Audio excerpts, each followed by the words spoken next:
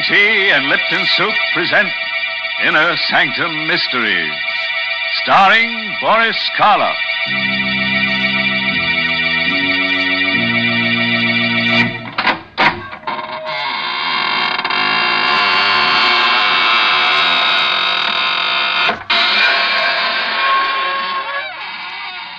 Good evening, friends of the Inner Sanctum. This is your host to welcome you through the squeaking door into the land of ghosts, vampires, and other gay, hilarious people. Friends, are you looking for an apartment? Well, we have just the place for you. It's sturdily built, completely of marble, with cold running water every time it rains. You don't have to worry about the landlord putting you out. The lease is forever. All you have to do to get this little love nest is call your undertaker and get yourself a little bit dead. Mr. Host, I assure you, no one is the least bit interested in your offer. But, Mary, just think. Once you're dead, you can appear on Inner Sanctum. You know, we always have a ghost in our stories, someone whose voice comes back from the grave and gives advice to our characters. Yeah, sometimes I think our theme song should be, My Mummy Done Told Me. Well, that's very funny. But you know, Mr. Host, talking about voices coming back, that's what happened to me the other day. I heard my own voice coming back to me on the radio while I was eating breakfast. No. Yes. I just heard the new Lipton jingle, and then I heard myself. Yes, there I was, talking about Inner Sanctum and about Lipton tea, too. You see, it was a record, an electrical transcription that I'd made, all about Lipton's brisk flavor, how Lipton's always tastes fresh and full-bodied, never wishy-washy. And you know what? There was a man on the record who talked almost like you, Mr. Host. An imposter. I'll kill him. Oh, it was just in fun. He made spooky remarks when I talked about Lipton tea. But I did get a chance to say that Lipton's is the largest selling brand of tea in the whole world. All right, Mary, you've had your chance. And now make room for the creepiest voice you ever heard. The curdling kid himself, the star of stage, screen, and radio, Boris Karloff. Tonight's story is called The Wailing Wall. It's an original radio play by Milton Lewis. And you'll hear Boris Karloff in the role of Gabriel Hornell. All set, friends? Then turn out the lights, curdle close to the fire, and listen. Night. And on the waterfront of downtown Manhattan, the fog creeps in like a crawling cloud. Tucked in between the towering skyscrapers, there's an old rundown mansion. An anachronism, a freak among the streamlined giants. It's the Hornell home. And tonight, leaping tongues of flame from behind the black shutters. Yes, it's Johnny. Is there anybody in that old dump? They say an old guy lives there, owns it. Gabriel Hornell. I hope he had sense enough to get out. That place is like a tinderbox. Yeah, and pretty well gone. Casey, get that horse. Hey, there is someone in there. Get the exit, come on. I'm right behind you. What? Get out of the way. Hurry, will you? I knocked it up. All right, come on in. You see anyone in there? No, we can't stay. Hey, there he is. Oh, the crazy coot. He didn't even have sense enough to get out. Here, grab his shoulder. Yeah. No, let go of me. We're just taking you out. I don't want to go out. We ain't asking you what you want. Come on, Johnny. Before this joint collapses. Oh, take me out. I can't leave the house.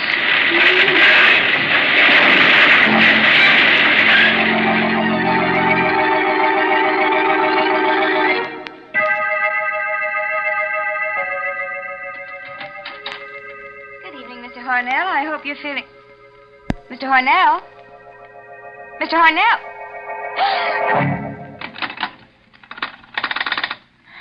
The head nurse. And hurry. Hello? Hello, this is Nurse Hopkins on the 18th floor. Gabriel Hornell is not in his room. The window is open from the bottom. There's a letter. I know, but I'm sure he's not alive. Oh, the letter? Yes, I'll read it to you. To whom it may concern. By the time you read this, I shall be dead. There can be no mistake this time. Death holds no fear, no terror any greater than what I've endured in life. For the past 40 years, I've searched for freedom. I hope now I've found it. Even now, as I write, I can hear her voice, calling to me as she did that night years ago. I'd prepared everything while she was in bed. Just the last few minute little details had to be completed. Gabriel? Gabriel, do you hear me? What do you want? What are you doing down there? I'm fixing something. Well, why don't you come up? I don't want to be alone here. I can't bear to be alone. Come up, Gabriel. What's the matter with you? Why don't you answer me? Oh, you're just doing it for spite. I know you are. Stop that hammering, Gabriel. You know I can't bear that noise. Now stop it, please. Gabriel, will you stop that noise? Oh. You came down. Well, of course I came down. Did you expect me to lie there while all this racket was going on? Now, you know I'm a sick woman, Gabriel. What are you doing there anyhow? You can see. Well, yes, I can see, but it doesn't make any sense to me. Oh, you've made a huge gaping hole in the wall. Now, what on earth did you want to do a thing like that for? You'll find out soon enough. And what are all those things? Stonemason's tools, cement, plaster. Well, I never dreamed you knew how to use them. Oh, I'm going back to bed. No, Agnes. No? No. Gabriel, that rope in your hands. Yes. I've thought carefully about this rope, Agnes. It's the most merciful way. It leaves a little trace, since there's no blood. Gabriel. You won't make it difficult, will you, Agnes? Murder? It's the only way. No, Gabriel. We couldn't go on like this. Your imaginary illnesses, your constant nagging. I have to be free of them, Agnes. But murder? This is best for both of us. No, Gabriel. Send me away. Do anything you want. You can get a divorce. A divorce there, see? That would solve everything. You could have your freedom. Stand there, Agnes. Just as you are. I know. That other woman, Dorothy Carter, that actress. That's why you're doing this. Oh, you thought I didn't know about that, Gabriel. Well, I do. Yes, I do. No. No, let go of me. That rope. Help, somebody. It will be done in a minute. Done? Oh, you'll never be free of me. As long as you live. Never.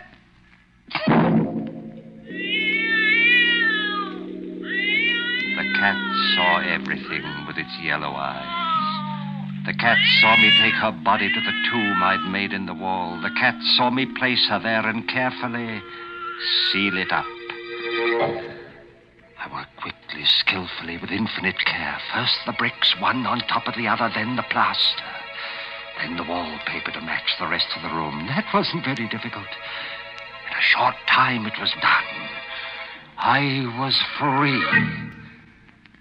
All I had to do now was to go to the police and report her missing. It was even simpler than I'd thought.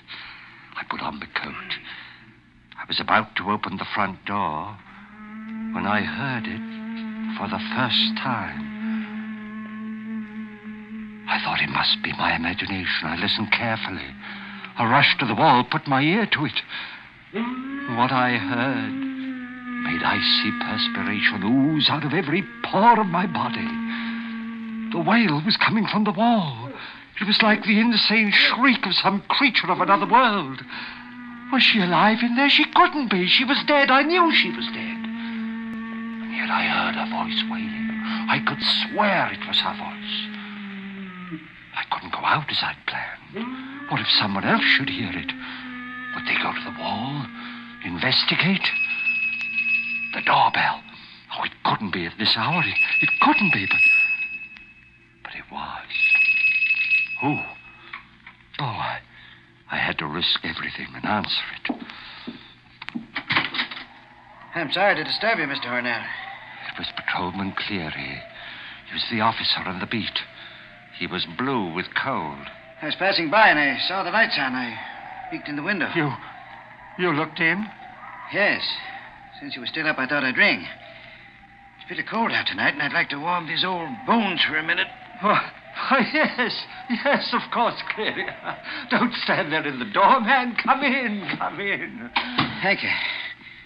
I see you got your coat on, Mr. Hornell. Just got in? Only a few moments ago. As a matter of fact, I was going to see you.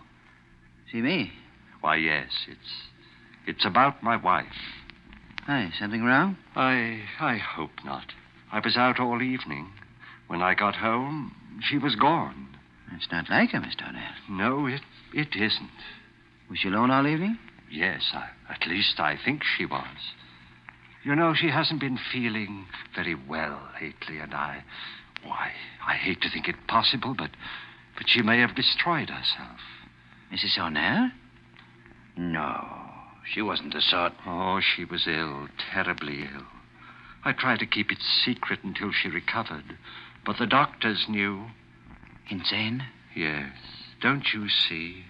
The river. I'd better get back to the precinct and report this. You'd better come with me. The Missing Persons Bureau will... Hey, Miss Darnell. Yes? You must be mistaken. Isn't that her? That isn't a woman. Of course it is. It's coming from that room there. Why, sure, it's your wife. I know her voice, and she sounds like she's in pain. But it can't be. There's no one in that room. But you must have come in the back way. Come, I'll show you. No, don't go in. What? Nothing. No. There. You can see for yourself there's no one here. No one? I could have sworn your wife was in this room.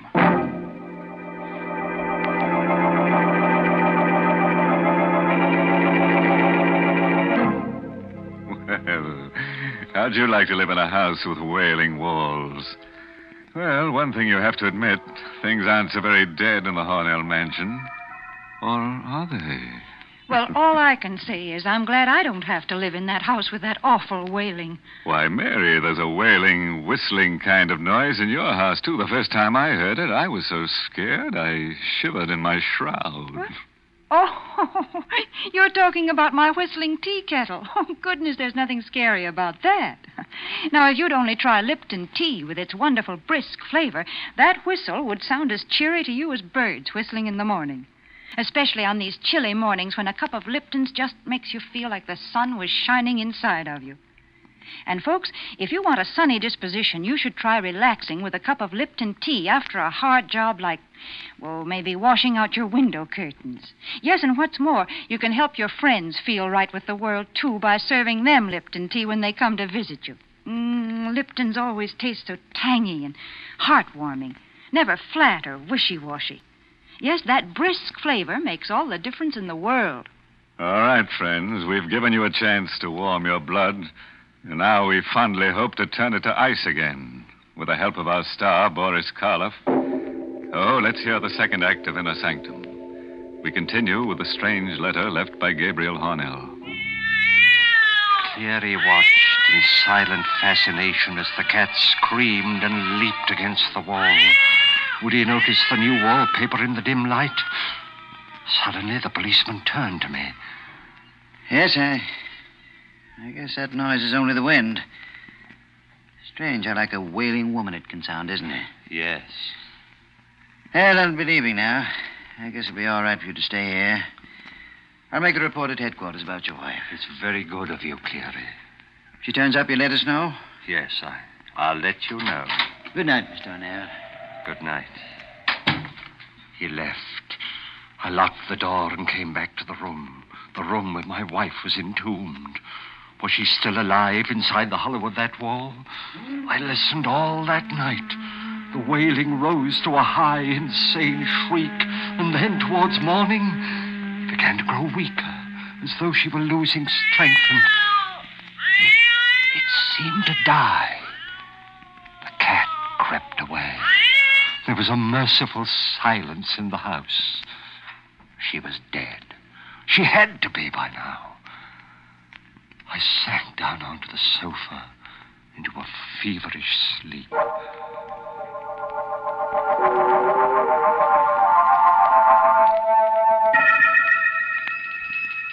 Somewhere a bell was tolling, calling the mourners to the grave. Suddenly I sat bolt upright, shaking, trembling. Oh, I'd been dreaming. The front doorbell was ringing. It was night again. How long had I slept? The house was silent. Oh, there was nothing to fear now. I ran to the door, opened it. Hiya, kiddo. Dorothy. Well, are you going to keep me out here in the cold? No. Come in. I haven't been feeling well, Dorothy. Is that why you forgot our date tonight? I must have overslept. What time is it? 10 o'clock. 10. I must have slept clear through the day. Well, aren't you glad to see me? Glad? Why, yes. It's a delightful surprise. Well, that's more like you. Come here, kiddo. You've got the blues, but Dorothy will wipe them away. Give us a kiss. What's that? Just the wind. Oh, no, it can't be the wind. This is a very old house, Dorothy. You sometimes hear strange noises. Oh, I've never heard anything like that before. Sounds human. Was she still alive, even after 24 hours? Suddenly I realized that the doorbell was ringing again. There was a large pair of wooden sliding panel doors between the room that we were in and the vestibule that led to the street. I wasn't going to take any more chances. There's someone at the door, Gabe. Yes. You wait here, Dorothy. What are you doing? Closing these doors. Why? I'd advise you not to ask too many questions. Evening, Mr. O'Neill. Officer Cleary, who are those men with you? Hey, I've got something to show you, Mr. O'Neill. You'd better brace yourself. It's not going to be pleasant. All right, bring it in, boys. You can put it over there. What? What is it? It's a body. A woman. Just fished out of the river right near here. She can't be dead more than 24 hours. My wife? Hard to say. You see, the body got caught in the propeller of a boat. It's not easy to recognize it. Unless it was examined by someone who knew her very well. Like yourself, of course. Let me see it. Take away the burlap. Look, Mr. O'Neill. I know. It's pretty bad. Is it your wife? Agnes? Yes. Yes, of course. It's her. You're sure now? Yes, I'm sure. Positive. All right, boys. Take it away. You can stay here, Mr. Arnett. I'll take care of everything down at headquarters. Good night. Good night, Cleary. Luck, fate, whatever it is that seemed to control men's lives was playing directly into my hands. They'd never investigate now. The nightmare was over. This time I was really free. Suddenly, the panel door opened. Dorothy was standing there, a curious smile on her lips. I heard everything, kiddo. You did? So you were married. No longer, Dorothy. My wife died. Suicide. So I heard. Now everything will be quite all right, and we can get married in a few weeks. We'll have money, lots of money. She left you plenty, eh? She was very wealthy. What's the matter? Nothing. Nothing. I see what happens to your face when you hear that wail. Did you kill her? What are you talking about? Did you murder her? You heard what he said. She was found in the river. You can fool a dumb copper, but you can't fool Dorothy. That wail. It's queer. Awfully queer. Look at what that cat's doing, will you? Jumping up on that wall like it's gone crazy. Yes, there's something about that wall.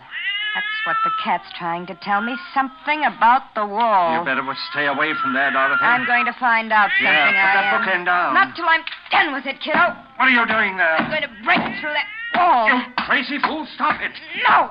Here, give me that thing. You're too late, Gabe. I've broken a hole through, and I'm going to look. Now you've seen. Yes. It's a hand. The hand of a woman. It's her. Your wife. Yes, Dorothy. You murdered her. Yes. Well, ain't you the kid? What are you going to do about it? What do you think? I want money. Lots of... That rope. Yes. This rope. It leaves no telltale traces. Oh, no, kid. Didn't you get it? It was all a joke. No, don't come any closer. Don't scream, Dorothy. It won't do you any good. Gabe, listen to me. I don't want a cent, not one penny. I love you. I love you, I tell you. I'll keep your secret. I'll do anything you want. Anything. That rope. Take it away from my neck. Don't, Gabe, in the name of heaven. Don't please. Oh.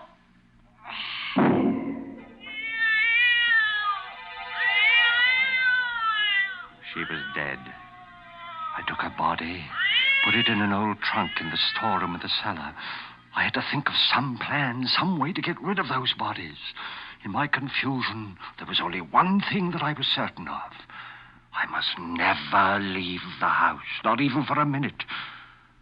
I never did. At nights, I would sit there, listening. Then it would come, the wail in the wall. I knew that after a week she couldn't be alive. What made the wail? Plans? I thought of 1,000 plans, but all of them would mean that I had to leave the house, and if I left, someone would hear the wail and find out, just as Dorothy did. Fire. Yes, fire. That would do it. The idea danced like a flame in my mind. But no. They discovered charred bones of the skeletons among the wreckage. No, it wouldn't be worth it. The only way I could be safe was to stay there in the house. I stayed. I, who had risked everything for freedom.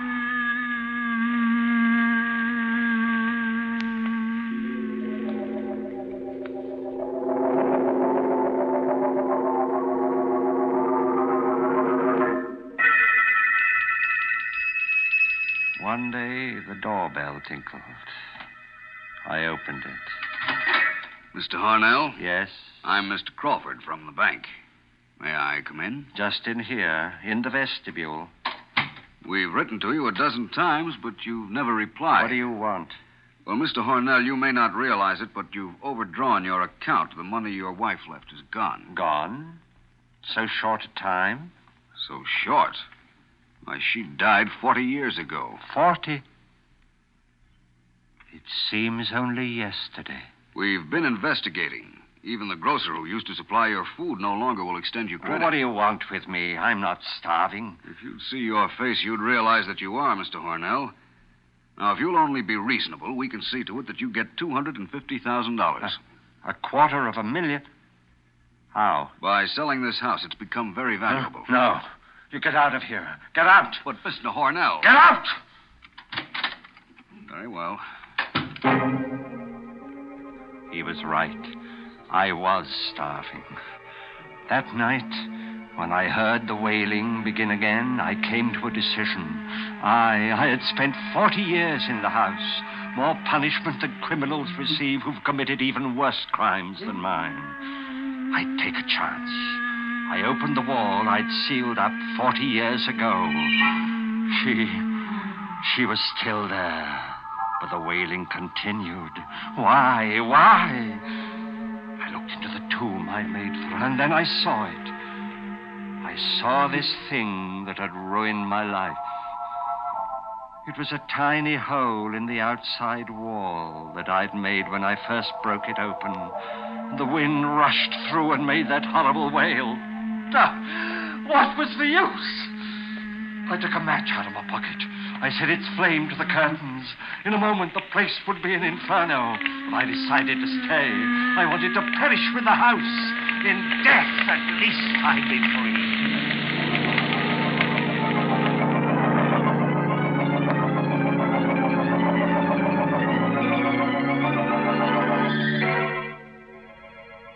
But even then, freedom was denied me. They rescued me. brought me to this hospital. I had the nurse make inquiries from the police. She told me. No, there was nothing unusual found among the ashes. Everything was burned to a fine powder. If I had only set fire to the house 40 years ago. But no matter. The window is open, and it's 18 stories to the ground. I will soon be free.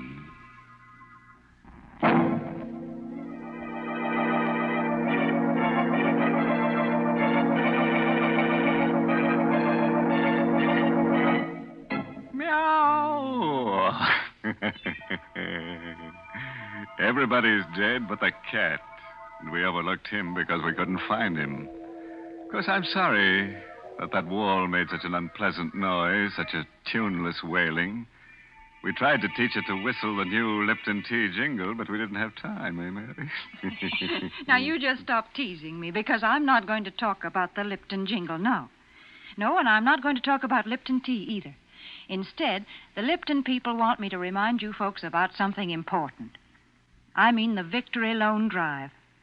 You know, friends, we've been buying bonds for many years now. But this drive is in some ways the most important. Because if a job is worth doing, then it's worth finishing. The bonds you buy now won't buy weapons. No, this time the money will help bring our boys home. It will also help take care of our wounded soldiers, provide them with the finest medical care in the world. And, friends, we can certainly do no less. And the victory bonds you buy now will help launch our veterans into a safe and secure post-war world, the kind of world they've been fighting for. Yes, you're helping others and yourself, too, every time you buy a victory bond. So buy all you can, won't you?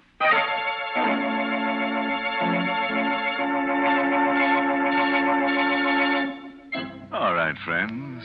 Until we meet at some haunted house, here's a parting thought. Don't seal your wife in a wall. That won't keep her quiet.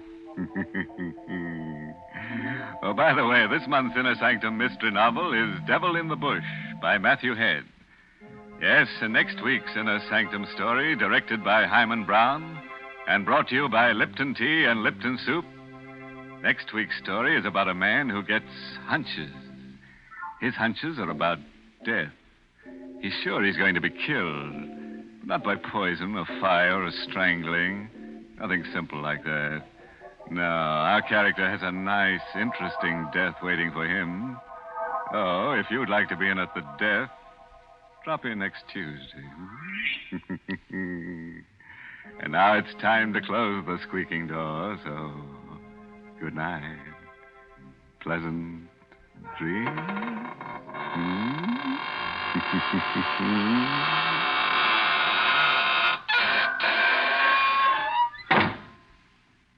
Folks, the colder it gets, the more we all enjoy a good hot plate of soup.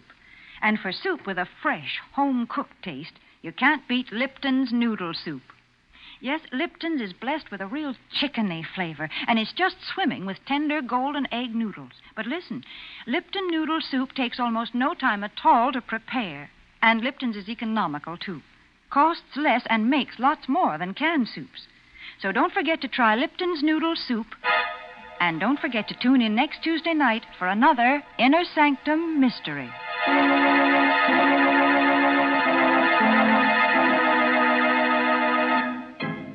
This is CBS, the Columbia Broadcasting System.